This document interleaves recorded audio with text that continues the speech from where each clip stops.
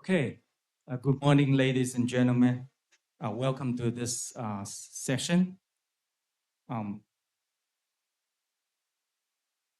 our first speaker today is Professor Maryna Viazovska from, let me try, Eco Polytechnic Federal de Lausanne in Switzerland. Professor Viazovska received the Fields Medal in 2022 and is also this year's Frontier of Science Award recipient. The title of her talk is The Sphere Packing Problem. Let's welcome Professor Viazovska.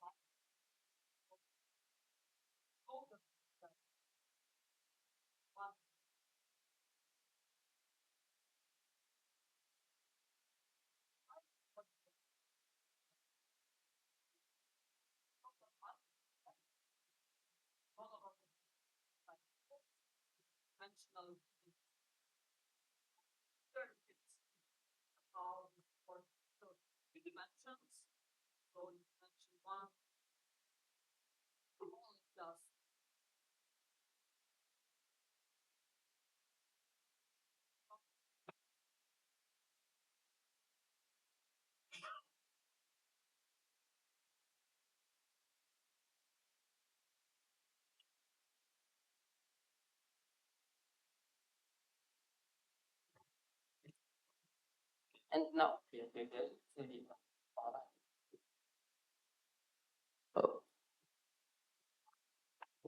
so now I hope you can hear me better.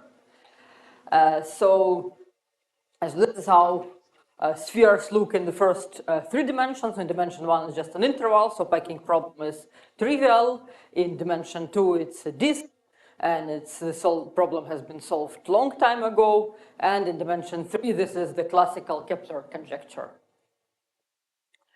And so, so now in each fixed dimension D, we are interested in the maximal possible density. And we call this maximal possible density the sphere packing constant. And so here I avoid all the analytic details on how we define density, but that's, I hope this is intuitively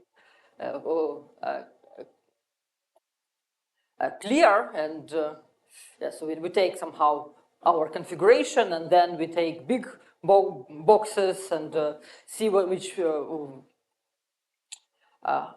portion of their volume is filled by our non-intersecting balls, and then we have to go to a limit and, for example, take an upper or lower limit. So so the sphere packing problem has been solved in a handful of dimensions. So as I already told you, dimension 1 is trivial, and dimension 2 is not all that hard, even though formalizing the proof took quite some time. So the first argument on how to solve this problem was proposed by Axel II at the end of 19th century, beginning of 20th century. But then many mathematicians were somehow unsatisfied with the rigor of his proof. Of course, also at that time, mathematicians had a lot of discussions, what is a proof and how rigorous those should be. So eventually his proof was written by Laszlo Fejestoth, and so Laszlo Fejestoth also contributed a lot to this area by solving many similar geometric problems, and he also proposed a strategy for solving Kepler's conjecture.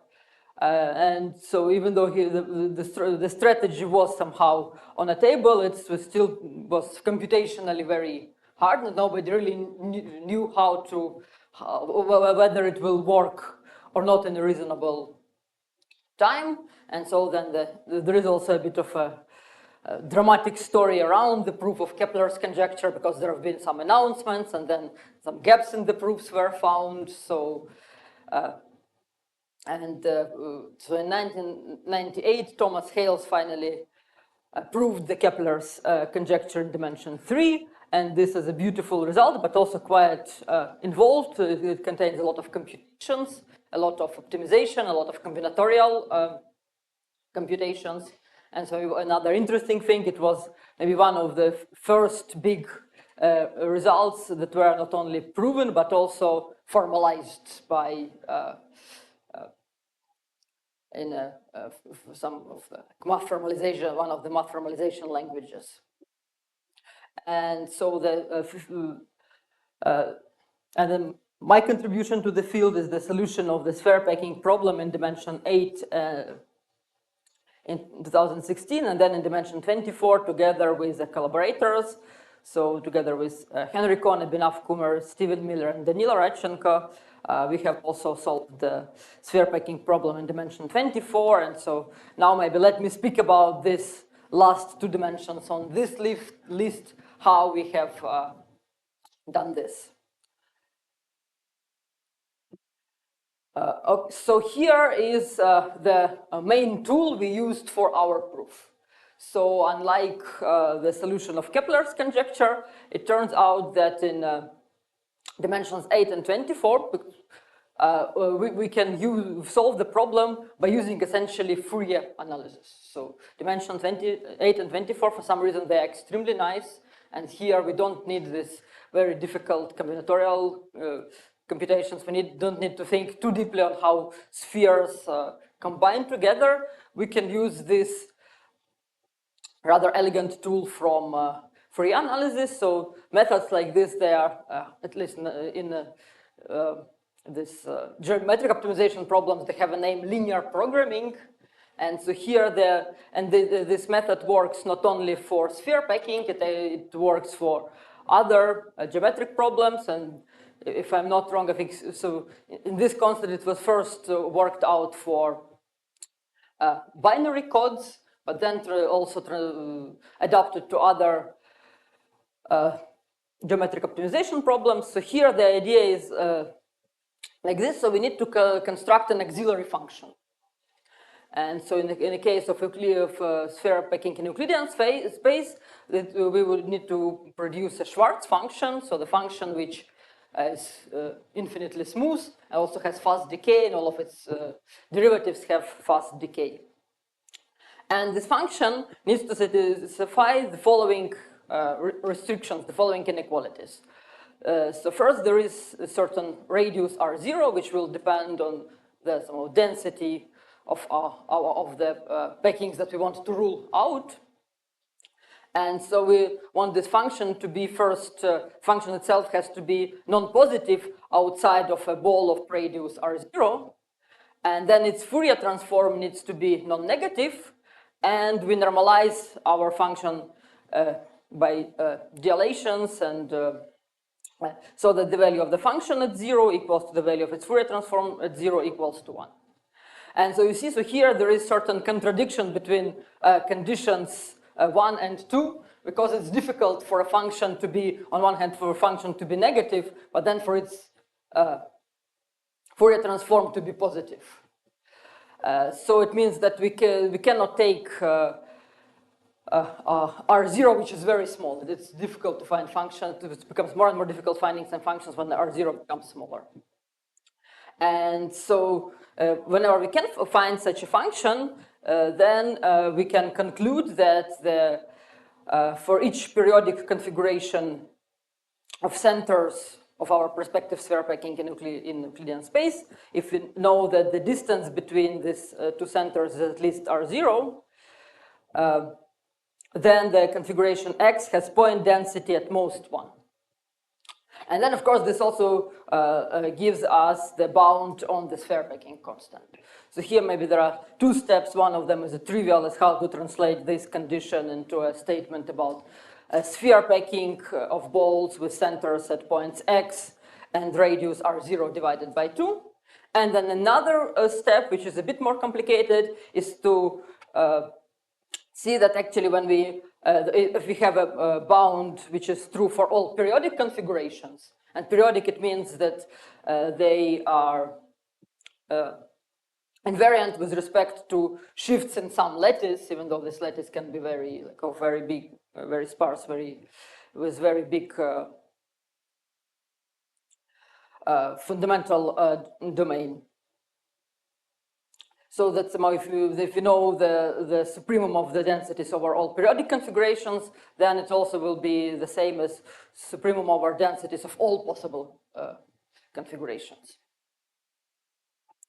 And so this is a nice tool to prove upper bound on sphere packing density. And so the method was discovered by Kohn and Elkis, and then also by Gorbachev in the beginning of 2000s. And so Kohn and Elkis, they've applied this method numerically in dimensions from 1 to 36. And so this is what they have found. So here the blue line is the best known density. And so here you can see it as a continuous line, but this is, of course, actually, of course, the points. So here on the blue line, they make sense only in integer dimensions. So I connected them by lines just for to be more, to be better visible. And the red line is the Kohn-Elkis Gorbachev upper bound. And so you can see that in most, on one hand, we can see that this, of course, the red line is above the blue line. And in most dimensions, there is quite a gap between the red line and the blue line. So what this means, that probably, of course, we don't know it from numerical computations, but we have quite a lot of confidence. I think in this regime, for small dimensions, we have quite a lot of confidence in both lines. And so it means that the method gives us an upper bound, but this bound is not sharp in most dimensions, with some exceptions. And so on this plot, we see that there is somehow a visible gap everywhere, and actually this gap grows, seems like it's growing for bigger dimensions. But then there are some special points, and those special points, which is hard to see on the plot, are actually dimensions 1 and 2, but also dimensions 8 and 24. So these are the points when two lines come very, very close together, at least numerically. And so Kohn and Elkis in 2003, they've proven the following theorem.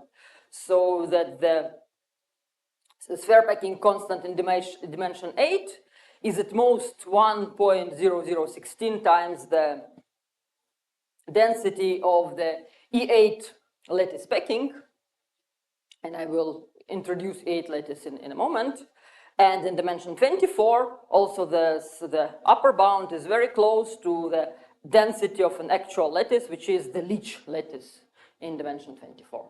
And so these were results from 2003, but then this similar computation was repeated later with better precision or for bigger dimensions, but yeah, but somehow like by the time I started working on this conjecture, I think, so these 3 zeros, they were replaced by like 60 zeros. So there was like 1 and then 60 zeros and then the density of E8 lattice and slightly worse result for the Leach lattice.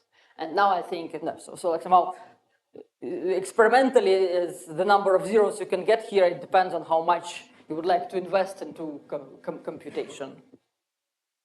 And so of course this led to the conjecture made by Kohn and Elkis in their paper is that the linear programming bound is saturated, so it is sharp in this in the dimensions 8 and 24. So let me introduce to you the special lattices where the magic happens.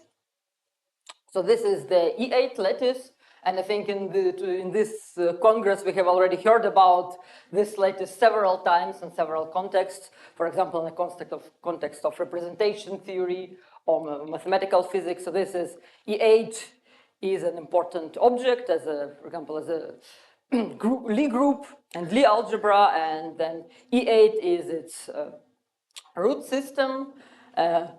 However, this will not be very important for our conversation. What will be important for us to know its properties as a lattice in Euclidean space. And as a lattice in Euclidean space, it is an even lattice.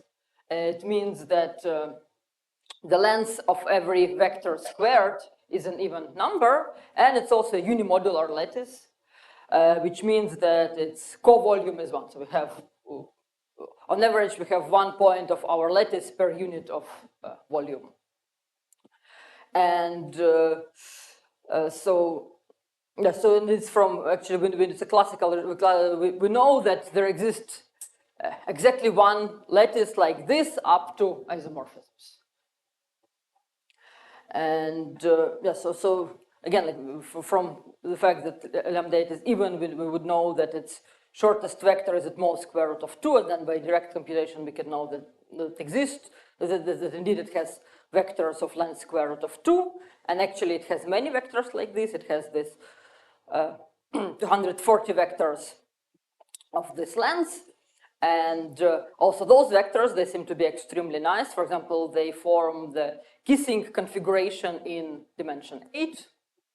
So it means that we have, if we have, like here we have like one red sphere in dimension 8, then it can be surrounded by blue spheres of the same size, such that each blue sphere touches the red one, and blue spheres do not intersect.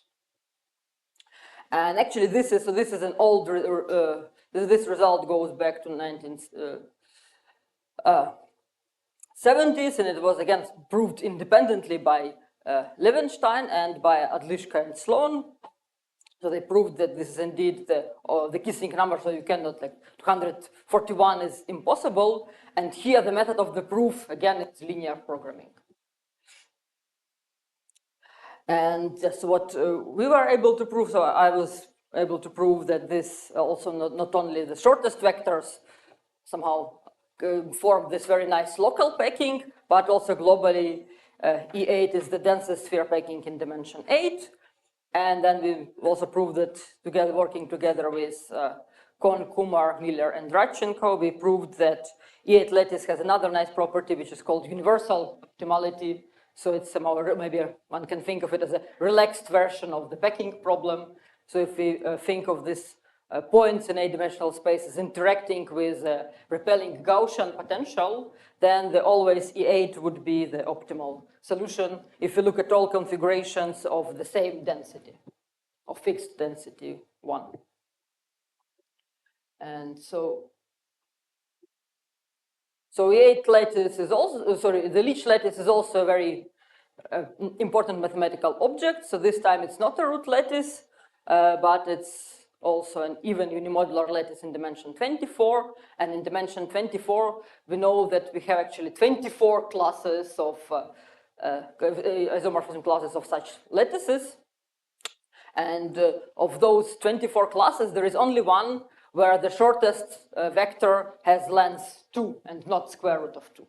So the Leech lattice is the only lattice where the first possible length is not realized. And of course, this makes it a good candidate for the sphere packing.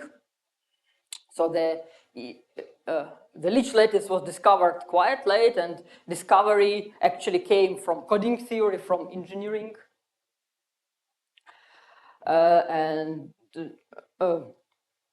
So the Golly code was discovered by a Swiss engineer Golly, and then later Canadian mathematician Leech has constructed a Leech lattice based on his on this code. And again, shortest vectors of Leech lattice, they also form a kissing configuration, only this time much bigger. And again, the same method in the same paper where the kissing problem was solved in dimension 8, it was also solved in dimension 24, and again by the linear programming method. And so we would see that, so in this case, we can also consider a sphere packing associated to the Leech lattice, and this time it's nice because the lattice has density 1, so point density 1, but also here, because the shortest length is 2, we can also pack with balls of radius 1. So here we don't need to renormalize anything, because usually in the literature, we either choose radius 1 or we choose density 1, and then we have to always go back and forth and check the normalization. But here, both normalizations do coincide, which is maybe not terribly like deep mathematical fact, but a nice bonus. And so the E8 lattice also has this nice property of being universally optimal. And so how the proof goes, so now as we already have the Kohn-Elkis-Gorbachev linear programming bound, one thing we can do, so now there is only last piece of the puzzle has to be added, which is to construct this auxiliary function, which gives us not only the approximate bound, because for example, in the work of Kohn and Elkis, they would found approximate so the followed such functions which work not for square root of 2, but for slightly bigger number, and they would search, for example, for these auxiliary functions in a space of polynomial times the Gaussian. But of course, this way we would never get to, as we know, we would never get to square root of 2. And so the last piece was to find such a function which gives us exactly the sharp inequality here. And satisfies all of the three conditions. So this was my theorem from 2016, and then it's the same year, working together with Henry, Abhinav, Steven, and Danilo, we have constructed similar function for dimension 24. And so these two functions, f(E8) and f(Leach), they prove sharp bounds for the sphere packing problem. And so here the name is it was suggested by Stephen Miller to call those functions magic functions because they somehow do the work for us, spare us a lot of work. And so this is how the function looks like. So here's the plot of the function which corresponds to the magic function for the E8 lattice.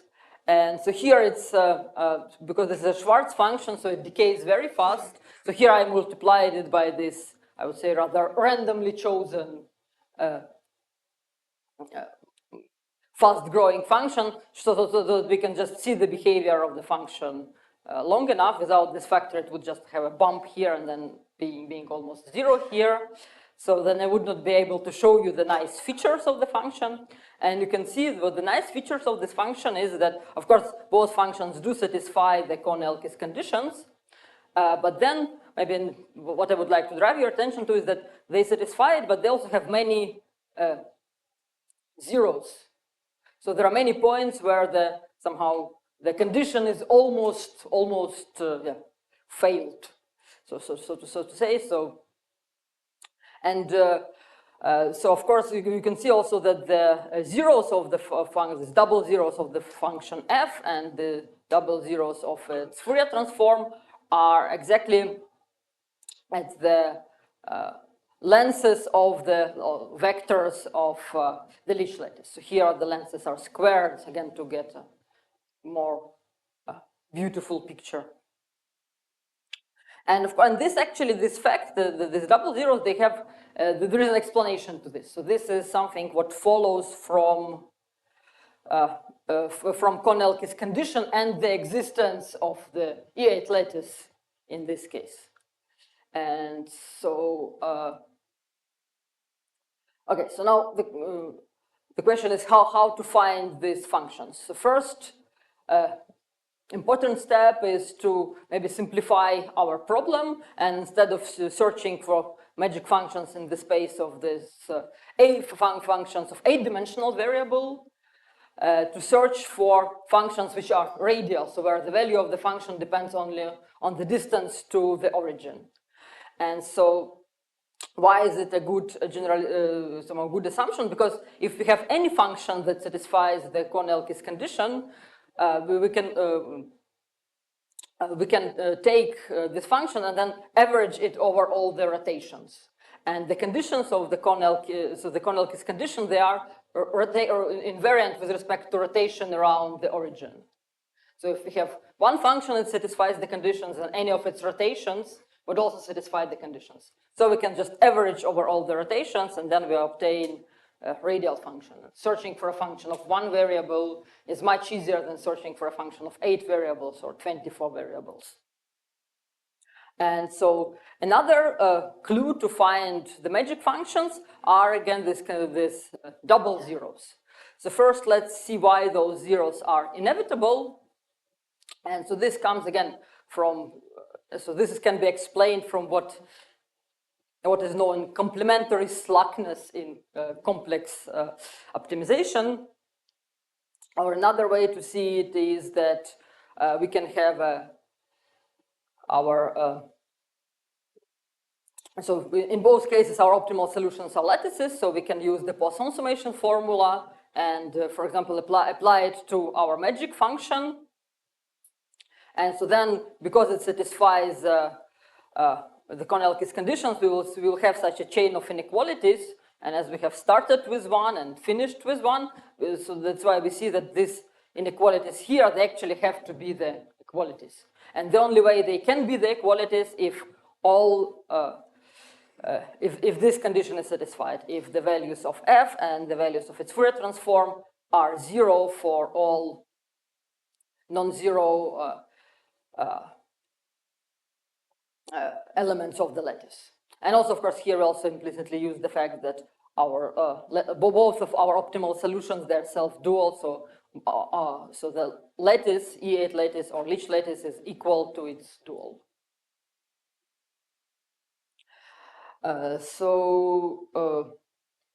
Yeah, so, but now it turns out that these two conditions, they're actually sufficient to recover our function uniquely if you also make one extra assumption, and this extra assumption would be that our the magic function has to be a Schwarz function. And for example, in the original method of Connell-Kiss, and I think the same for Gorbachev, they did not consider Schwarz function. They considered a wider class of functions. So what I wrote on my slide where I cited their theorem actually wrote a slightly weaker theorem, because their method allows for more general auxiliary functions. Okay, so now so here what I will give you, I will give you the recipe how to produce the function. And even though I think I did not include it in my slides for today's talk for the sake of time, so maybe even in the question session I can go deeper into that. But with our later work on universal optimality, so in 2016 we have just constructed the function. We gave the construction and proved that they satisfy the conditions of Connell-Kiss linear programming. And later we have proven that actually in the class of Schwarz functions, these solutions are unique. And so today let me just give you the construction, how it works for us. So because we have these double zeros, what I would like to do, I would like to search for my magic function in this form. So first this sine of p over r squared over 2, and here r is the length of my vector in Euclidean space. So I include the sine squared to create all these double zeros. And then I will have some other factor here. And so this factor, I will just, out of blue at this point, I would like to search for it in such a form. I would like to search for it as an integral of a certain holomorphic, counter-integral of a certain holomorphic function at the upper half plane. And later I will tell you that this is not any function. This function has to satisfy very particular transformation properties. And so yes, maybe so this is something which actually this is a Laplace, in some sense, this is a Laplace transform of this function. And so yes, what we want from our function phi here is that it would have certain nice transformation properties with respect to the action of SL to Z on the upper half plane. And yeah, so as you remember that for function f itself, it has double zeros everywhere except for the first zero. So it means that in the first, how can this happen? So what we can do, we will search for this function so that the integral converges absolutely for r bigger than this smallest vector, and then can be analytically continued to other values of R, or I would say continued in a certain way. So now what are the properties we have for this function? So here comes the trick, which later I called the chicken claw contour trick. And so we know, so now we would like to compute the Fourier transform of this function. And our goal is, so now our function has double zeros because of this sign here. And the goal is to now to compute the Fourier transform of this function. And I want, because I want this Fourier transform to be easily computed, and this is actually the secret reason why I've chosen my integral representation in this form. Because in this form, it would be easy to compute the Fourier transform of f. But now I want to make some manipulations with this Fourier transform and to somehow to create the sine squared again. And so here I'm rewriting my function in such a way. And now I can apply the Fourier transform. So in the Fourier transform, it's easy, I just apply it to this Gaussian. And so here I can make this change of variables. And again, this is somehow, while representation is working in the background, it helps, it translates the Fourier transform, which acts on Schwarz functions, into an action of this transformation at the upper half plane. And so here, with some computations, I can actually see what are the desired properties, what are the desired transformation properties for the function phi. So maybe I will jump over this. Probably I will not explain every step here, but these are some usual computations with the integrals, and so we would get this type of representation for the Fourier transform of our magic function. And so at the end, because we do want to get the sine squared here, and then these conditions in red, they would be sufficient for us. And so now it turns out that actually these functional equations, they can be solved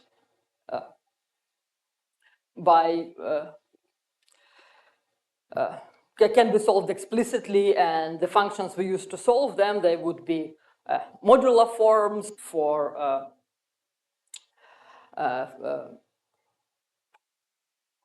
of level at most 2, and quasi-modular forms. So if you take a combination of those, we will find a function which satisfies all these conditions. And also another important thing here is that we also have restrictions on each of these functions near the cusps of, somehow at the ends of our intervals, we require either vanishing or certain asymptotic behavior. And so it turns out that those conditions can be solved, and they can be solved uniquely. And so this was somehow the original proof, the original method, and then only after we have written a second paper on the universal optimality, then we could understand how the function is actually constructed. And so after we have constructed such a function, such a candidate on a magic function, we still have to prove that it is magic, because as you remember, for now our guiding principle for constructing f was to satisfying this double zeros condition. But double zeros are not enough to satisfy the Kohn-Elkes theorem. For Kohn-Elkes theorem, what we need also to verify the inequalities. So the final step would be to verify that this function satisfies the inequalities of Kohn-Elkes-Gorbachev theorem. And so this is this final step. Initially, we have done it by some numerical computation, but now there have been a development, and actually 2 people independently have found 2 different analytic proofs for the necessary inequalities. So one is Dan Romnik, and another one is Shivu Li.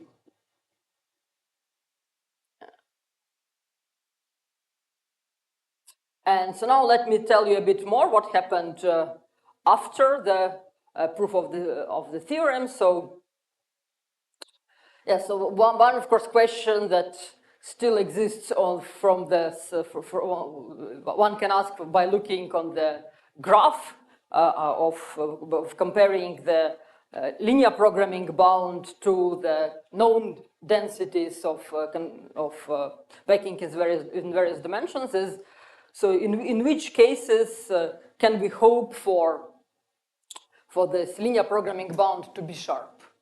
And so here, one thing that I think the original method was suggested by Henry Cohn and his collaborator was to somehow to search for abstractions to linear programming. So actually, linear programming is not a perfect method, and sometimes it cannot be sharp if you know that there is an abstraction for. So abstraction, well, maybe one can think a bit of a sort of something like a fake packing, something that looks like a Poisson summation formula, which comes from a packing, but in fact it's not. It is not that. And so here is the following statement. So let lambda n and lambda n tilde be two sequences of positive real numbers, such that this Poisson-like summation formula holds. And so if you can see, for example, if we have a lattice, of course, for each lattice, we would have a Poisson summation formula like this. But, and so if we have if we have a formula like this, then we would know that the alpha, the linear programming bound cannot be better than alpha 1. Because for the linear programming bound, we could think of this object also as a packing. And so here the situation, like most general situation, would be like this. So we would have some real value of the sphere packing problem, which we either know, like in dimensions 1, or don't know yet. And there could be a linear programming bound, which usually, of course, for the linear programming bound, we can compute it with very high accuracy, but still when we have we never really know how far away it is from the actual best possible linear programming bound, or almost never know. And then there might be upper bounds on the sphere packing problem obtained by other methods, for example, semi-definite programming or any other method you can think about. And so if we have a situation like this, that we, on one hand, we have, if the alpha 1 is, if we could find such a Poisson-like summation formula, and alpha 1 is here, but then another upper bound on the sphere packing problem is here, then we would know that linear programming is not sharp in this dimension. And of course, in some rare cases, all these 4 points, they can actually come together. And so we have seen two cases when all 4 points come together, but then the question is, well, what about other dimensions?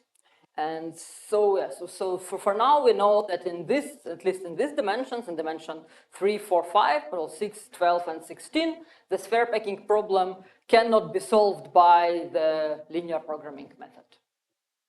So here, the first paper in this method, it was so Henry Cohn and Nick Triatanfilou. I apologize if I don't pronounce the last name correctly. They came up with this idea, and they were constructing the Poisson-like formulas from modular forms. And then young, I think at that time, PhD student, Rupert Lee, he came up with a different alternative method for constructing such Poisson-like formulas. He would construct them from periodic functions on somehow small, not small, but like lattices with a small step in Euclidean space. And his method turned out to be very effective for small dimensions. So he could actually prove, for example, dimension 3, the sphere packing problem in dimension 3 cannot be solved by linear programming method. And of course, this was something we already believed in, but he actually showed that yes, sphere packing, so the here linear programming itself cannot be sufficient. And of course, then there is a interesting theoretical question: are there any other dimensions except for 1, 2, 8, and 24 where the LP bound is sharp? And so, okay, so now let me speak a little bit about other. Yes, maybe first I'll just jump. So let me now speak a little bit about other applications of this linear programming method. So it turns out that it's useful not only for packing problems, but it works in other related problems in physics and in quantum error correction. So first, let me speak about this result. So the connection between sphere packing and quantum gravity. And here the story is interesting because the work of Hartmann, Matzak, and Rastelli, I think they did their work. So the initial result on this modular bootstrap. It was done in 2016. Only our paper was published, a mathematical paper on sphere packing was published in spring and appeared in archive in spring, and their result appeared in the fall. But I think they actually did the work independently.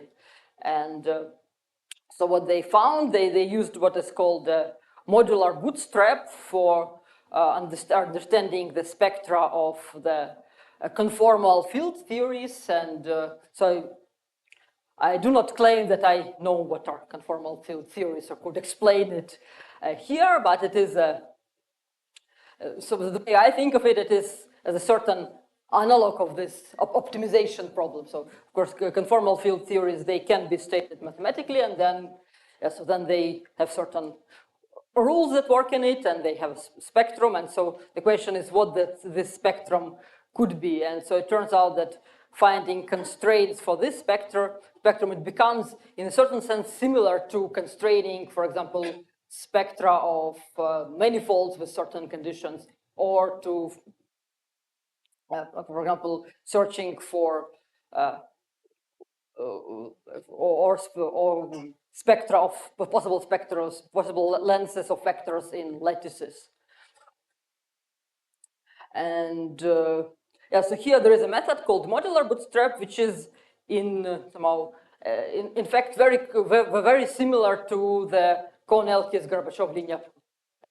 Only that the terminology is different. So here are some technical details. So this modular bootstrap can be applied to this particular algebra, U1C, where C is the central charge, and so the correspondence here is that the dimension is twice the central charge.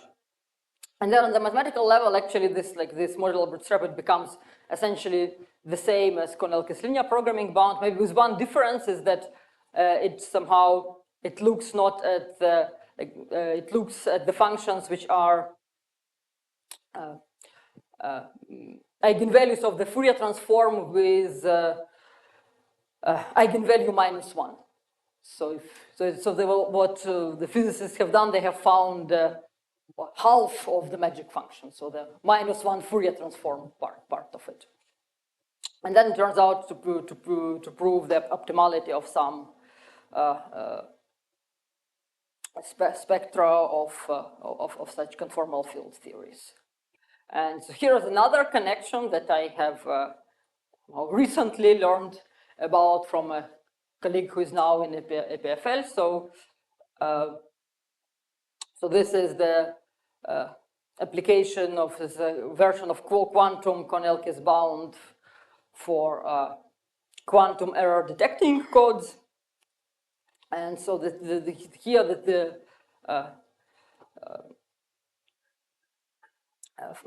the problem is the following. So it has some similarities with the linear programming bound for the sphere packing, but also but it's also different in some sense.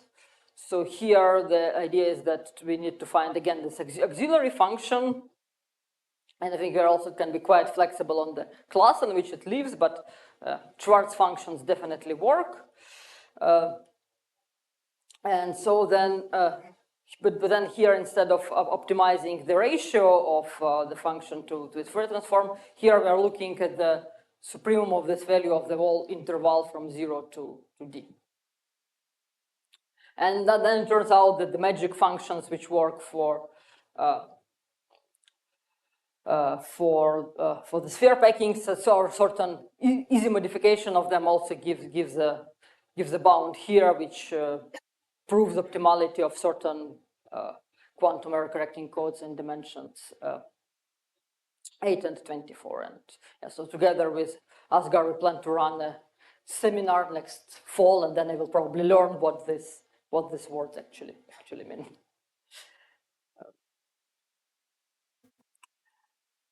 And so maybe now, as my lecture comes to the end, maybe I would like to say a few words about one of my favorite questions in the whole sphere packing.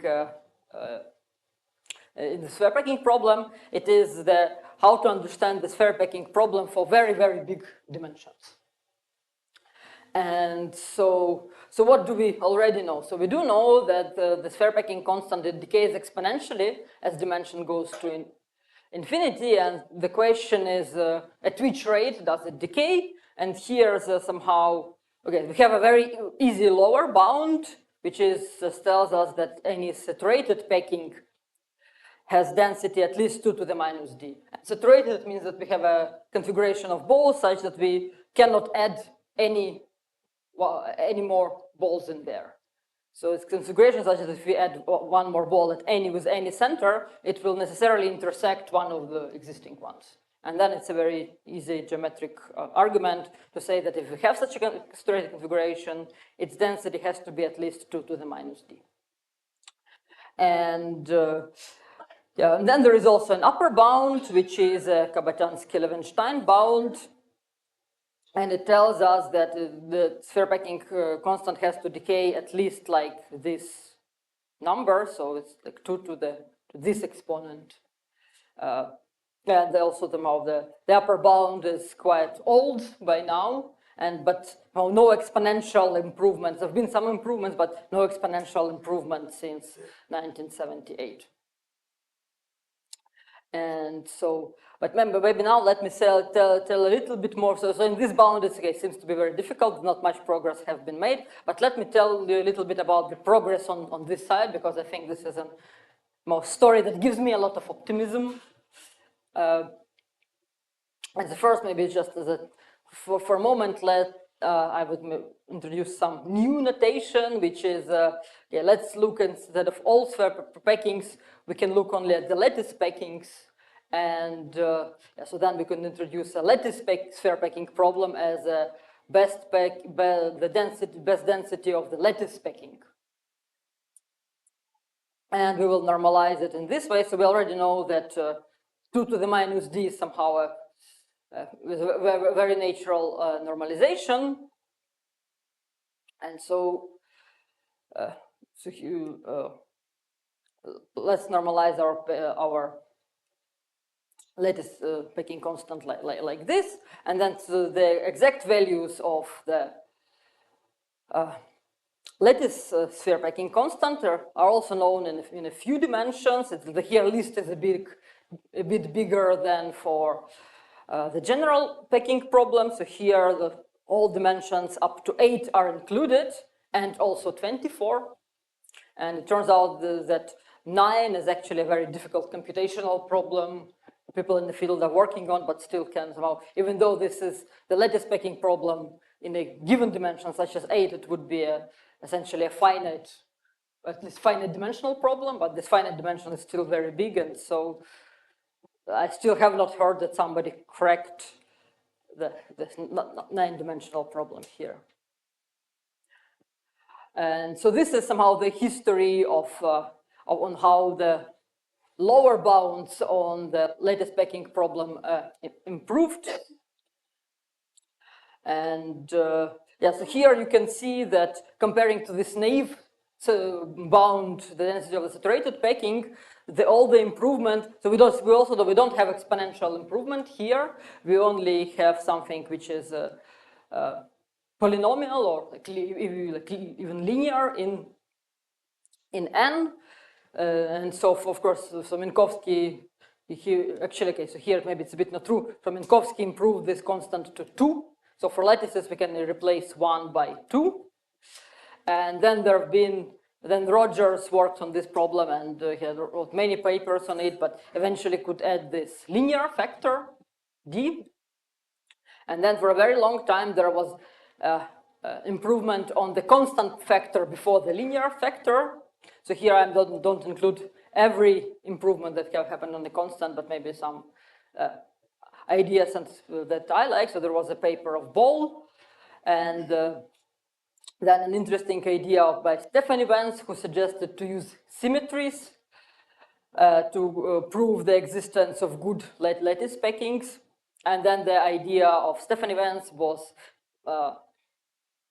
really pushed further by Akshay Venkatesh. And so Venkatesh suggested considering lattices with a symmetry of cyclotomic field, and he could prove such a bound not for all dimensions, but for some sparse sequence of dimensions. He could add this log d factor.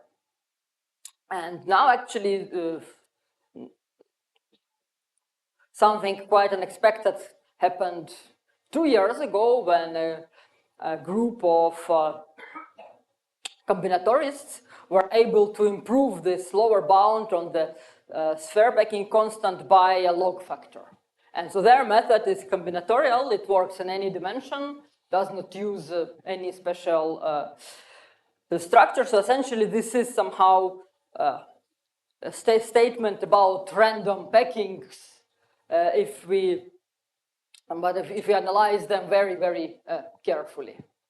And yes, I think this result made a lot of splash. And this year, something else have happened, also very nice. So now, for 2 years, somehow, at least in terms of lower dimensions, so unrestricted sphere packings, they were winning over lattice packings. But this year, everything has changed. And Boas Klartak proved this new theorem where he was able to include the n-square factor for lattice packings. And so his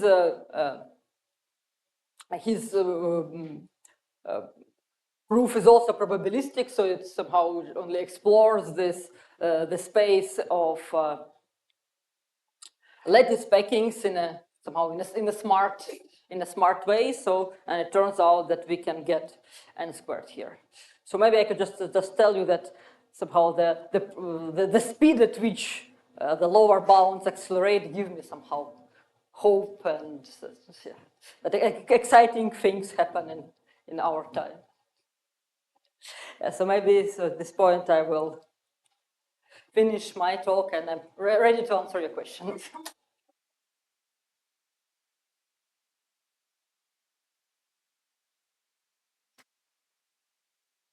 Thank you for the wonderful talk. Any questions?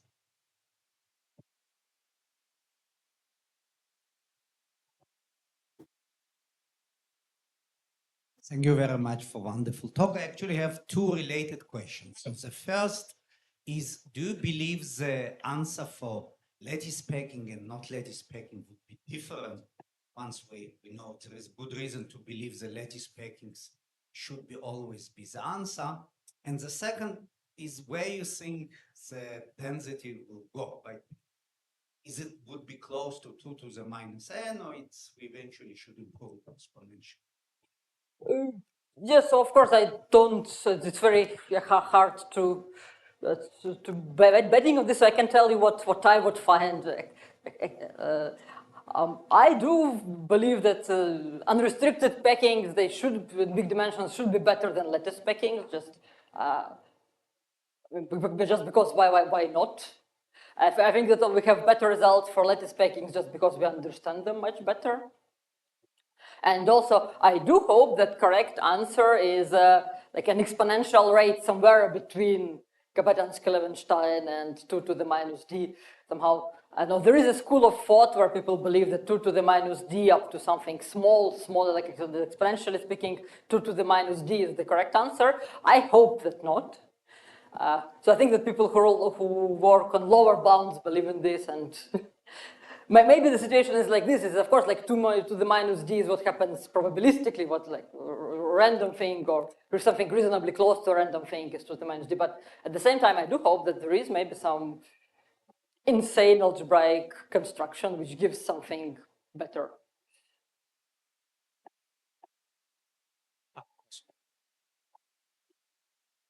Right, so do you believe that this Kohn and LK's linear programming upper bound can detect like the optimal growth at infinity? Sorry? Do you believe this linear programming bound can detect the optimal decay at infinity? So optimal comparing to what? To No, so there are a couple of lower bounds, and you said there is no progress on upper bounds, right? okay, sorry. Okay.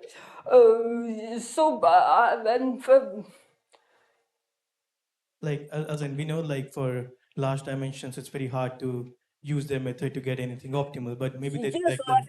think here again there are several schools of thought on that, and I think there is a I think Torquato, he made this kind of, I don't know, maybe like a conjecture that linear programming is actually close to the truth, and this is like the main abstraction, and everything else is a detail. I don't know how much actual proof we have about that, because I think it's just when you try to, is another again phenomenon, if you try to improve on so at the moment, nobody was able to improve on this linear programming asymptotically. So usually we can do it in particular dimensions, but then it also becomes computationally costly. And but at the same time, why could not we do it? Is it because it's impossible, or just because we have not found the right idea yet? So I really hope that maybe we have not found the right idea yet. But yeah, but who knows? Here I would not. I would say probably we don't know enough to answer that question. At the same time, it's nice to think that we have to just figure out what this mutual distances between distances between points should be on average, and from this we should be able, for some reason, to reconstruct the configuration. But okay. So that would be nice, but I don't see why that should be true. Thank you.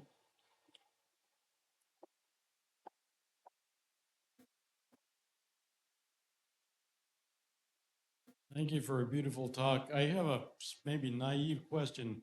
This is a beautiful field. All these results are for Euclidean geometry. So is it meaningful or interesting to consider the same problem, but if you change the metric space? Yeah, of course. The method is very flexible, and it has been used in other metric spaces as well. So I think the original method is the method of Delsart, which comes from codes over finite alphabets. And then in principle, it can be applied to other spaces. And the method works the best when the space has some symmetries, because then this somehow reduces the dimension of where our auxiliary functions are defined. So in principle, yeah, it's very somehow flexible in that sense. Anybody looked at this in a serious way? Yes. So people looked at this in, as for example, this is how the optimality of Golay code and Hemming code was proven. And I think those results were obtained even earlier than the results for Euclidean space. And I know the groups who work on this. Of course, another interesting thing that I think many mathematicians work on is the sphere, because it's a nice mathematical problem. But then also there are results in hyperbolic geometry. And in hyperbolic geometry, it's a bit more complicated because Fourier analysis there is a bit more complicated. But methods do work. Maybe it's what is not so easy is to get sharp results, because somehow it seems like nature gives us those in short supply, but also we have to be smart to find them. And yeah, but I think even in hyperbolic geometry there is a couple of problems where people do believe that sharp results should be possible. Only, to my knowledge, nobody have done it yet. So. Thank you.